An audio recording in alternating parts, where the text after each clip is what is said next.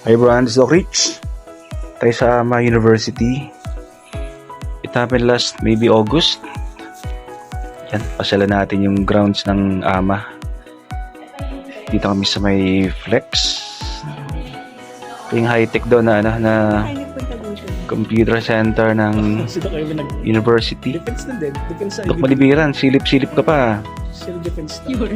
Yan, so it happened kasi may sit down ako as defense panel with Dr. Malibiran, Dr. Daisy, si Doc Mark Anthony, Doc Errol from Adamson University. Ito yung defense hall ng mga DBA students. Ito yung lounge. At makakain si Doc Errol. Pero hindi pwedeng kumain, Doc. It's nice to be back here Kumain. Tambay lang sa university. Doc Malibiran. Pasyal muna habang di pa nag-umpisa yung defense. Defense dito ni Doc from Quezon. Para doctors from Quezon. Yan, hilo kayo sana sa aking camera, no? Kasi Doc Daisy tinutor kami. Soundproof. Doc Daisy is now the Dean of the College of Business. High-tech. Yaw. Yung panel niya, puro glasses yung panel niya.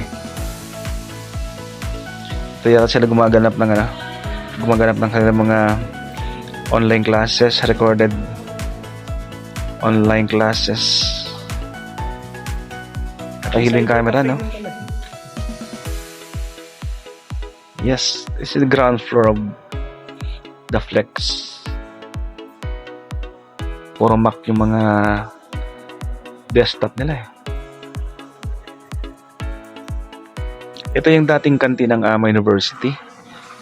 Sa mga alumni ng AMA University, ito yung dating canteen and converted into Flex, a computer center ng university. Ganda ng gaming Ayan, chairs. so one time mga guys, mga alumni ng AMA, balik kayo dito, pasalan yung Flex si Doc Daisy. Ganda ng gaming chairs. Ganda upuan nila.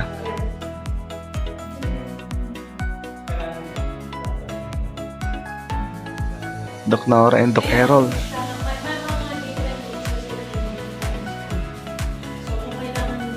And wow, Citroen lusutan. Yung katabi naman yung gym. Defense room. Wow.